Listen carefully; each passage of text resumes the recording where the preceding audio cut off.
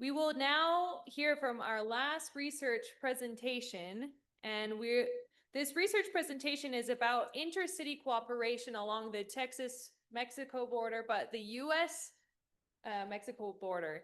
And although this research was conducted by 4 scholars, we will have on our stage now Dr. Nayarani Lasala Blanco and Dr. Francisco Pedraza. Dr. Nayarani Lasala Blanco conducted this research with Dr. Elena Sánchez Montijano and Dr. Nuty Cárdenas Alaminos, who work at the Centro de Investigación y Docencia, Económica. And Dr. Francisco Pedraza is an associate professor at the School of Politics and Global Studies in Arizona State University. And here on the stage, we'll also welcome back our senior fellow for the SMU Mission Foods Texas Mexico Center, Dr. Raymond Robertson. So thank you very much, and a round of applause for this research. Thank you.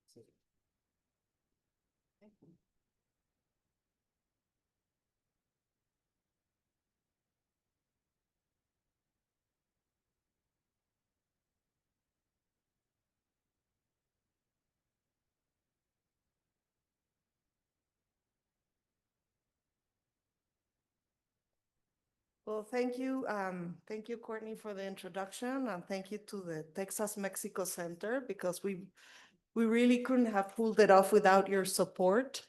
This is a multi-faculty and multi-university effort.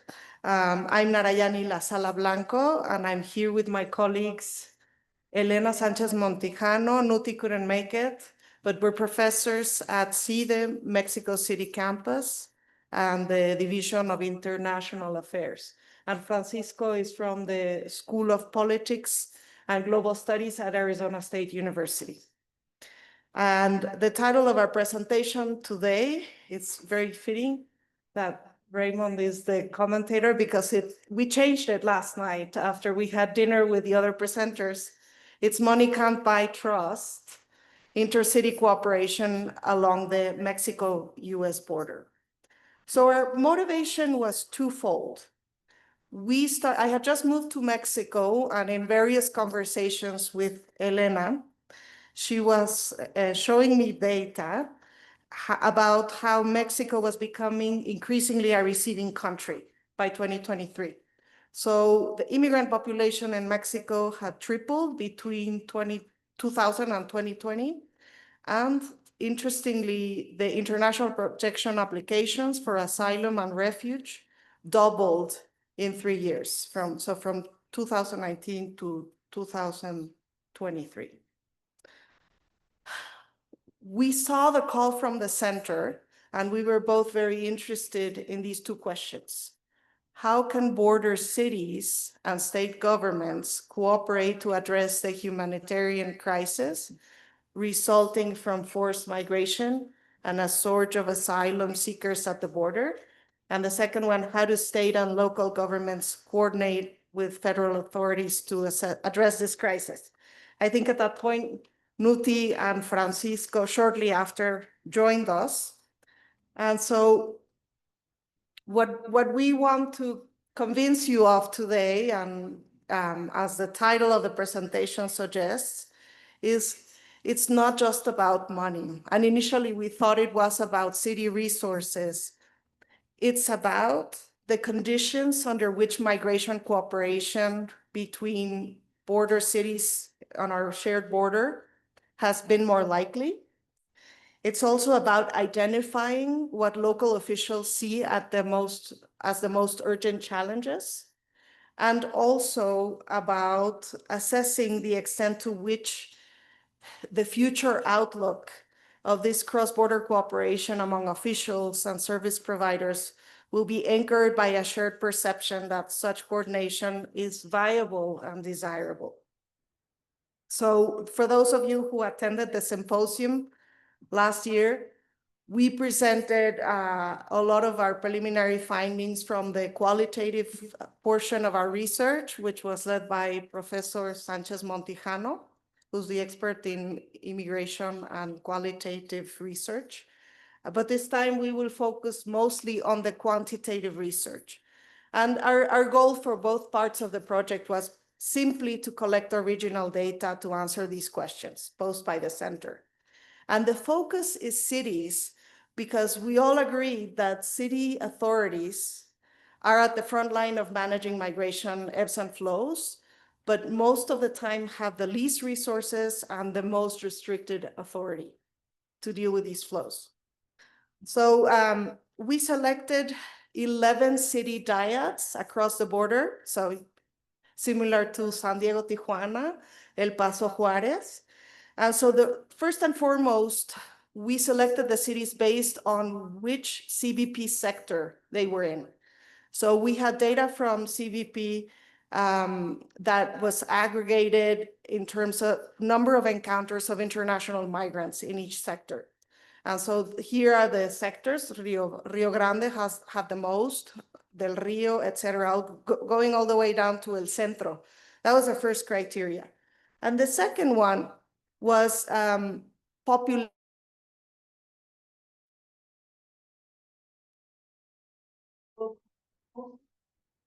which was variation at the state level. And so we originally thought maybe we'll just do Texas, but then we wouldn't be able to compare with other states and see whether there were state conditions that were just Texan or Californian or Arizonian, etc. So those were the three criteria. And as you can see, sorry, I'll go back for a second. So it was McAllen, Texas, Reynosa, Brownsville, Matamoros, Eagle Pass, Piedras Negras, Del Río, Ciudad Acuña, El Paso, Ciudad Juárez, Nogales, Douglas, Agua Prieta, San Luis, San Diego, Tijuana, Laredo, Nuevo Laredo, and Calexico, Mexicali.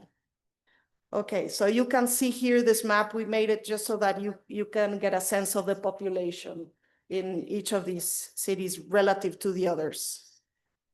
And we fielded 3 surveys this summer. And I've been working in survey research for many years, almost 10 years now. And I assure you, it was the hardest thing I've ever done in my life.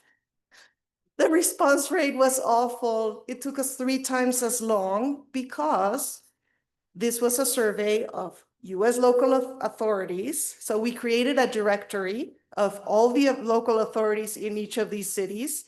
We created a similar directory in Mexico for the same cities, and it was hard. We had to use the expertise of Elena and Nuty to harmonize the people. So their fire chief and police chief, no problem. But who functions in Mexico as the emergency management director when there's a crisis, an immigration crisis, right? So that's the civil protection, protección civil, etc. So we had those directories, and then we had a directory of nonprofit organizations that cared for migrants, asylum seekers, and refugees. So they would either house them, feed them, provide basic services, or legal services. And so from each directory, we drew a sample. And this is what we did this summer. It's still, the data collection is still ongoing, but as I was saying, it was very hard. It was very difficult because many people didn't want to answer the survey, and they would, refuse right away. And so here I should say this would have never been possible without the help of the center in terms of the resources, but also the human capital that Courtney and Professor Holyfield brought along. because when we were getting multiple rejections, she reached out to people, Courtney did, that had a relationship with the center. And that's how we got to the mayors in Texas, because they didn't want to talk to us and answer a 34 question survey, which had open-ended probes and also traditional survey questions.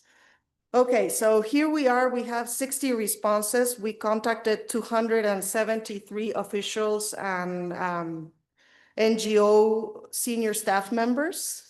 The response rate is not what I wish it had been, but it's still above the 10% the American Association for Public Opinion Research would say in a survey that was mostly done online because they wanted to remain anonymous, but we did all the contact through the phone. Okay, so 30% of our sample, California cities, about 30% Arizona, and most of our sample is coming from Texas border region. And so the first argument we made was the conditions. That's the important thing to look at, right? To see if this cooperation is a way to deal with surges in immigration flow or other crises. We had some theories on hypotheses highlighted in, well, not highlighted, but in gray is what we presented last year. But this year we were focusing on historic coordination on all issues. So previous networks that officials had made or agreements, but it's more informal cooperation because the qualitative research revealed that there was very little actual formal agreements between the cities. Okay, so historic cooperation reported by these officials and levels of coordination between city and federal authorities. So within country, so Mexican local authorities with Mexican federal authorities, US local authorities with US federal authorities. And finally, money, right? Cities' resources, because we thought if they have resources, they'll have staff, they'll be able to have time to communicate with their counterparts in Mexico. So that must be it. This is what officials saw when we sent the online survey, right? So this is the question that we're trying to answer. So what explains variation in this question? And so they were asked, how would you rate coordination between officials in your city, say San Diego, and Mexican officials to manage migration flows in the past year? So it's 2024, roughly. Okay, and so they had this scale. 0 means I am not aware of any cooperation, and 10 means a great deal of cooperation. So we had similar questions for historic coordination on all issues, water, security, etc. And then we would ask a question about local federal coordination within the country, right? Similar scales. And then I used cities' resources, so the annual budget between 22 and 23 for each city. And so holding constant all these things and also border regions, it seems that the most important condition is historical ties. And Francisco will talk more about this at the end. He said, it's like a marriage. When there's a crisis, who do you trust? Who do you ask for help, etc. And then the federal local coordination, which surprised me, but I have this really interesting quote from the open-ended probes. The first question of the survey was simply, how has migration affected your community? And so this city official said, migration and migration flows in city X vary. Our border town is really militarized, and we are often mentioned in national television as a dangerous town due to immigration, when in fact, we are one of the safest cities there are, and there are low crossing rates. In actuality, we see that our town is really used to show the rest of the world what immigration enforcement looks like. So this was a city that was fighting with the federal authorities. And so what's interesting is once you account for this and historic cooperation, the city's budget actually has a significant but negative effect on cooperation in the past 12 months. Okay, so the second thing we wanted to bring to your attention is identifying what local officials see as the most urgent challenges these cities face. And so here we think there's an opportunity. This was an open-ended question, which was coded afterwards, right? We just asked, what do you think is the most pressing challenge that migration poses on your community? So for Mexico, the modal category, as in the US, was the amount of people going through the town. So they mentioned a lot of specific situations where emergency services were taxed. They didn't have enough shelters, etc. The second one for Mexico was helping those who come from violent areas and experiences. So officials and NGO workers at shelters mentioned this. People are really traumatized by the trip from their communities to here. And it's not just from the continent. There were African, Asian immigrants, who had traveled and suffered a lot of trauma. Then both in the US and Mexico, a significant portion said no problems, only positive experiences. They helped build the town. Immigrants provide labor. For example, in Mexico, they gave examples like that.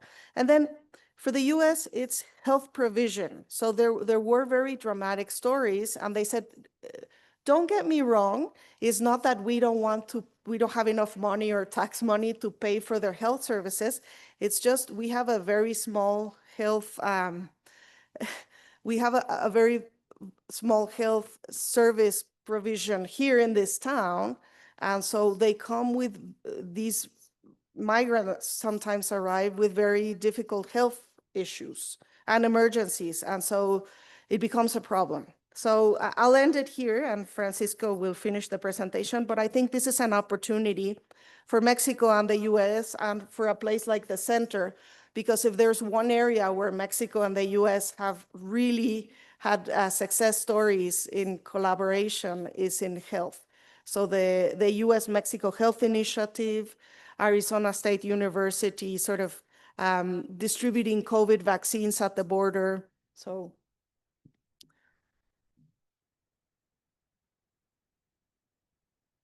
Hi, everyone. My name is Francisco. And to extend some of the gratitude that my colleague shared earlier from support from the center, as well as a hat tip to the entire team that invested in this project, I also want to give a shout out to the students that led the field work. We know that designing all of this work was incredibly well, it was a labor of love, but there's no way it could have been possible to pull off without the help and the dedication that you all invested in. Timeless efforts to contact and recontact some of these elected officials. So thank you very much. I want to underscore some of the sensibility from earlier comments regarding the depth of economic integration that we heard from earlier commentators. And I want to show you here by looking at how local officials on both sides, both public officials as well as leaders of NGOs, describe the policies from the current administration in the US as disruptive of business. So these aren't business leaders here, right? These are folks in the public sectors who are candid in terms of their assessment, saying there is a shift. The public policy that we now see being implemented is bad for business. And again, these aren't business people, but they see it as outside of business as this being disruptive. Now, as for the appetite to for cooperation down the road, we asked a series of questions, and what I want to highlight here is this incredible 8 to 9 out of 10 officials, so 80 to 90% of officials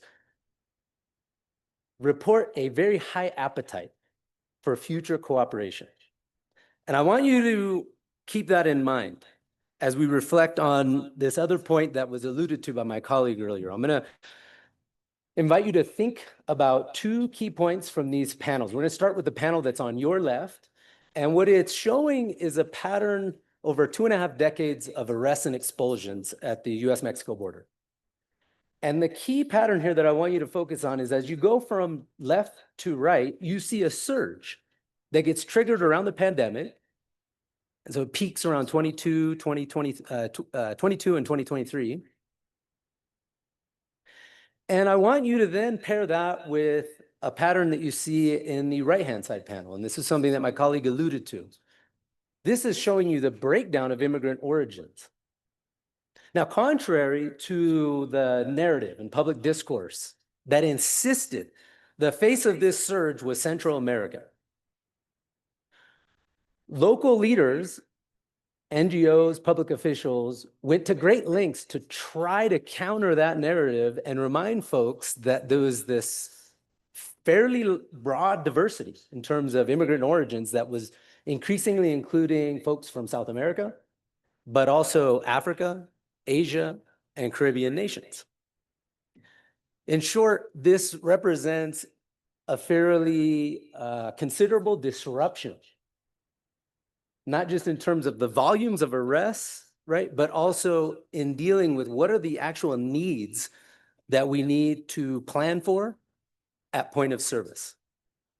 I've changed my mind. Earlier you had said, oh, we should characterize this as a marriage, but I was listening to Larry Rubin and he convinced me. We should not think about this US-Mexico relationship as an intimate relationship that places a premium on monogamy.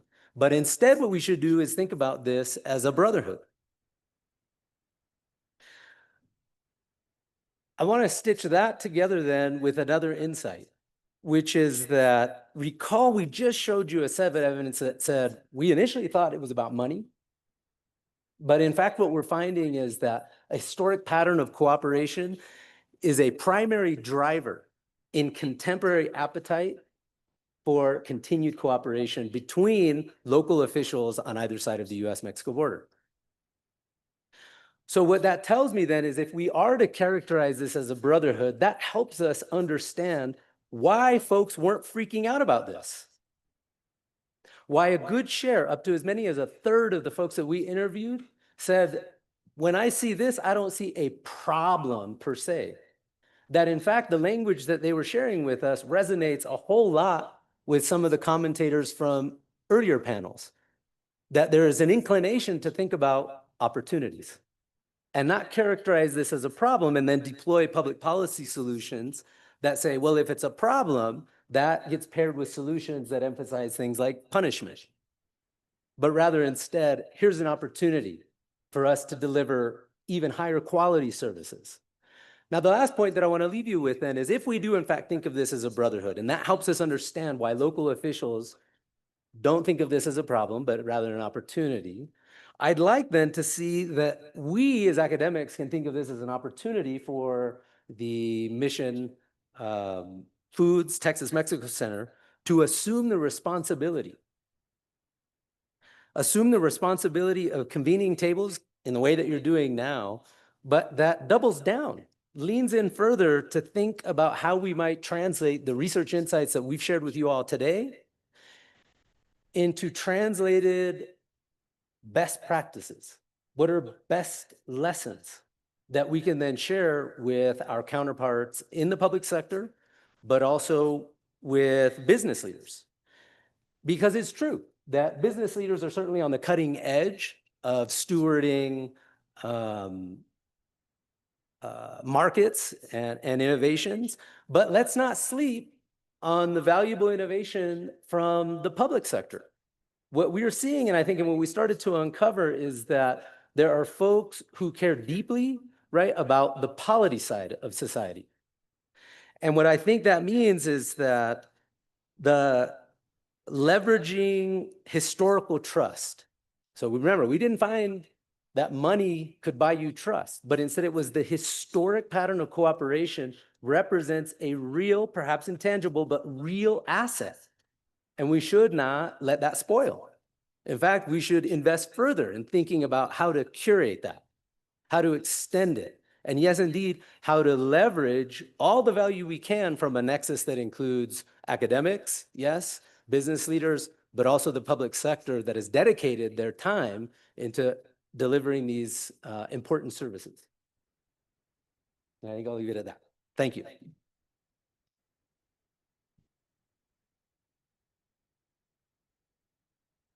So thank you very much for this great presentation. And again, shout out to your students because I know that this is incredibly, you should give them a round of applause. Come on. Absolutely. You guys did a great job on this. And I just want to say, I really like this paper, the study a lot, because one of the things we've been talking about is the importance of integration, the importance of cooperation, the importance of trade.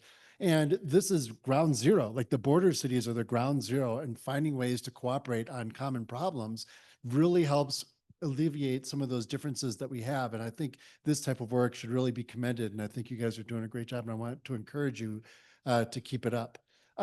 Just if I could, we're going to turn it over to you for questions. One question that I have is, I heard what you were saying. I mean, I wanted to, I thought it was great that you reached out to people on both sides of the border and you got these survey responses, and it's always more people to talk to always. But I heard what you were saying is that the main driver is this historical pattern of cooperation. So I was wondering if you could elaborate on that in two ways. Number one, can you just like give some specific examples of cities that have this historical pattern and how that got started? And then the second one was, and you kind of alluded this, Francisco, at the end there, about how, if it's just a story, we can't create more history. You know what I'm saying? Like, so what are the type of concrete things that you would recommend to this audience and therefore to the world about how we can really move to increase the depth of that cooperation? And then we'll turn it over to the audience.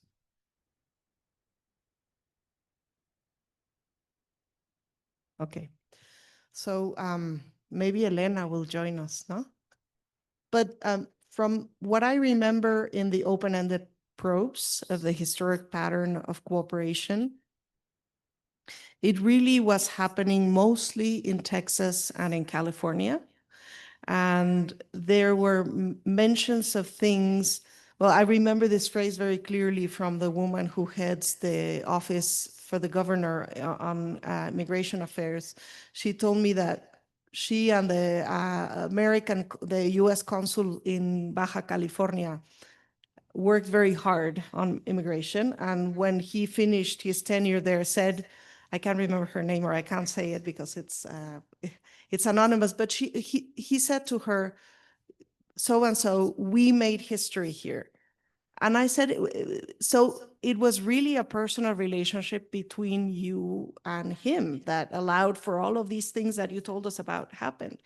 And she said, yes, absolutely. And so with Elena, I think we talked about it from the start. Is it the entrepreneurship of these key actors in the different cities and the different states? And it's made a huge difference. I don't know if you want to come up, Elena, but she's going through the in-depth interviews, and that's something that's going on and that is being reported in most cities, right? And so I think there were mentions of certain administrations, especially the George W. Bush administration, because I think there was an effort to include people from both sides of the borders in these trade missions and other areas. So I think what we're seeing right now in terms of cooperation is coming from that era.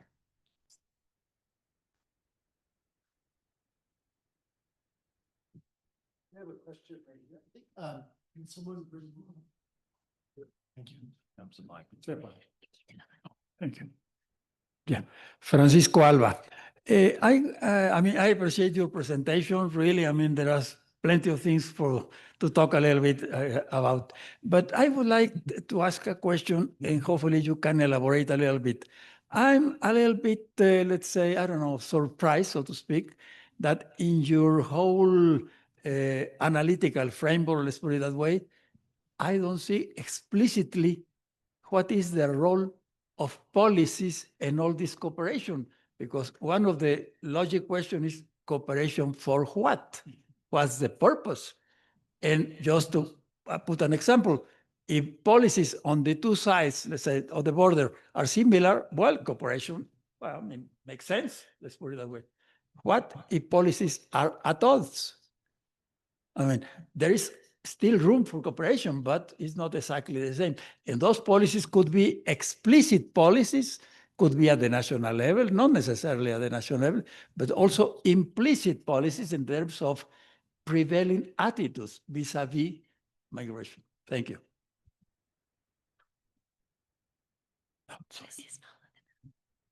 So we also talked about this at the beginning of the project because we said, well, what is the purpose of cooperation, right? So could it be to repel all these immigrants, to stop them in Chiapas? Because most of these immigrants getting to the border by foot are coming from the Chiapas border of Mexico.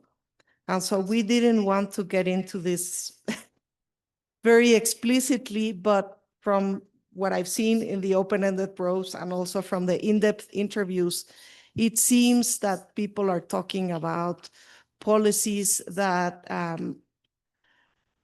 help the orderly and humane treatment of migrants. So I don't think, Elena, correct me if I'm wrong, but most people that we've interviewed, which is, somewhat of a random sample, we didn't choose who we were going to interview. It was a random sample from the directories. They all seem to be aligned with the idea of humane and orderly migration. And that's what the cooperation is about. And I will say again what Francisco said and what the interviewers were reporting to us, which is people, mostly NGOs, but some officials too, they didn't want to answer a survey question that said, what problems has migration brought to your city? Major, minor, or no problems at all. It was a close-ended question, and they said it's not a problem. Can I say something about this? It means that there will be a lot of work for a lot of people. It's a challenge, but it's not a problem. So I don't know if that answers your question.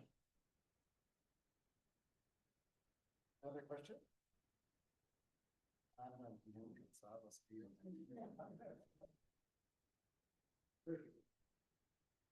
Muchas gracias por su presentación y felicidades. Solo preguntarles si han pensado extender la investigación dado el hallazgo de esta colaboración histórica como antecedente de la cooperación a otras ciudades que no sean fronterizas. Pienso como en hermanamientos o en ciudades hermanas, ¿no? Las cuales puedan también investigar a futuro.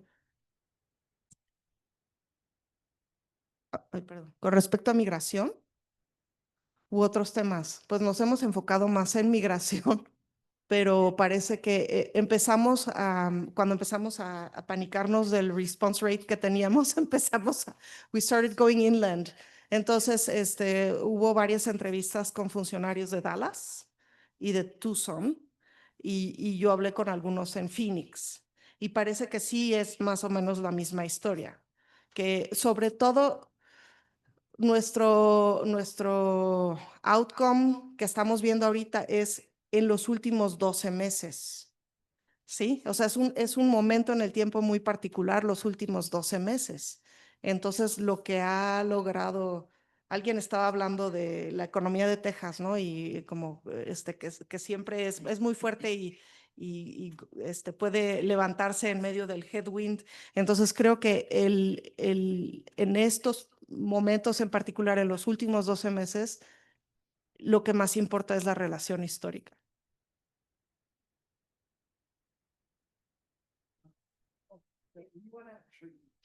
Sí.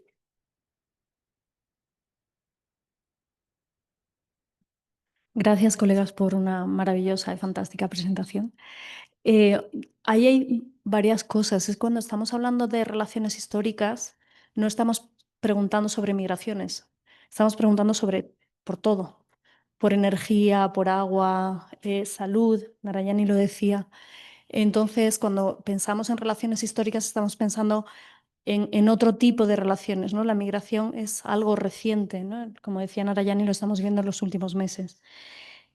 Y eso está relacionado con la pregunta que antes hacían sobre one idea of historic relations. Algo que nos ha salido en todas las entrevistas es que el alcalde de Mexicali es primo del alcalde de Calexico. Claro, ya está, ya no hay más que hablar. Pero esto pasa repetidamente exceptuando las grandes ciudades, ¿no? Repetidamente en todas las ciudades. Con lo cual, lógicamente, yo no tengo que hacer ningún acuerdo, yo no tengo que hacer ninguna política, agarro el teléfono y llamo a mi primo y se soluciona el problema. Entonces, y uno de los grandes, sobre todo en la investigación cualitativa que estamos viendo, el problema no es la migración, por eso la migración no es un problema extranjera. El problema es que los mexicanos que cada día cruzan ya no pueden hacerlo, porque tienen miedo a la nueva política,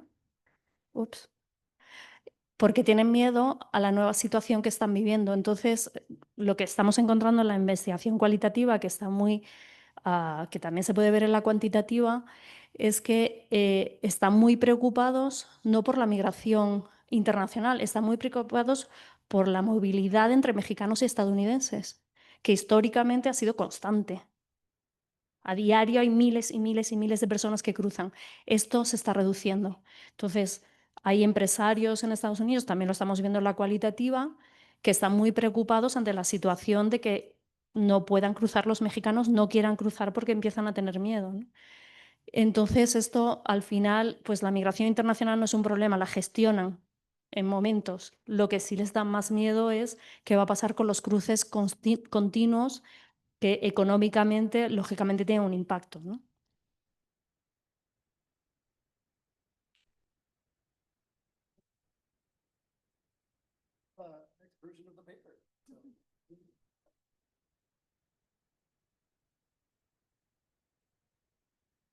Yes, thank you very much, Dr. Lasala, Dr. Pedraza, and now Dr. Sánchez. We're glad that you were able to contribute as well. For the last portion of our program today, we are going to hear from our Vice Chairman of the SMU Mission Foods Texas-Mexico Center, David Salazar Cavazos.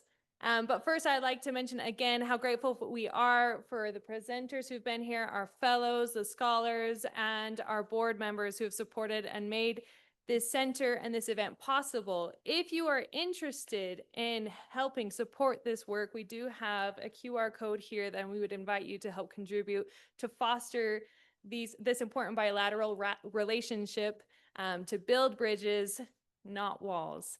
So thank you very much, and a round of applause for these two and for David Salazar, who will join us now.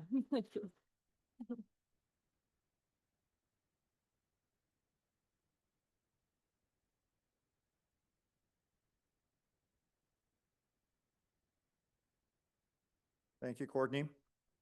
What a remarkable and insightful symposium. For 9 years, the Mission Foods Texas-Mexico Center has gathered the sharpest minds to tackle the most critical issues facing our cross-border relationships. It is my distinct honor to offer these closing remarks. This is a truly emotional moment for me. Although the center has always been in the forefront of insightful and amazing research concerning the Texas-Mexico relationship for almost 10 years, I believe that more could be done to further our mission. About 2 years ago, we started working with Dr. Hollifield into building a new framework and new staff for the center that would carry us into the next decade. I think that was achieved. This event and the research presented today evidences SMU's long-term commitment to the regional vision of the center. I am really grateful for the renewed support of Dr. Hollifield, Dean Jayawik Ramaraja, and Dean Milburn, and our fellows. I would also like to thank our staff, our researchers, our panelists, our partners, and our sponsors, and all of you for the engagement and your contributions today. The relationship between Texas and Mexico isn't just a matter of shared history or geography. It is without exaggeration the most powerful and dynamic economic partnership of any state and any country on earth. Mexico is not just an important partner of Texas, it is our #1 trading partner, period. And frankly, it is not even a close race. The total trade, as we mentioned before, between Texas and Mexico has surpassed $285 billion. To put that numbers in perspective, that is more than Texas trade with the next 5 largest international partners combined. This relationship isn't one-way street, it's fully integrated. Co-production, it's a co-production powerhouse. Texas exported over 130 billion in goods to Mexico, while Texas imported over 150 billion from Mexico last year. This isn't just about statistics. This is about jobs. These trade relationships support hundreds of thousands of Mexican and Texan jobs, while in manufacturing, in technology, energy, service, and other things. When we talk about integration, the very theme of this symposium, we see it in action every single day. We see it in the auto parts that cross the border multiple times before becoming a finished vehicle. We see it in the Texas natural gas that powers the factories in Monterrey. We see it at our ports of entry. As mentioned, the Laredo Port of Entry is not a local crossing. It is the #1 inland port in the United States. It is the single most critical artery for the lifeblood of our continent's trade. The challenge ahead is clear. The Texas-Mexico relationship is not something to be taken for granted. It must be cultivated, protected, and modernized. As we live here today, let's carry the data presented today with us. Let's use it to make the case to policymakers, to business leaders, and to the public that our shared prosperity depends on this vital bond. Thank you very much.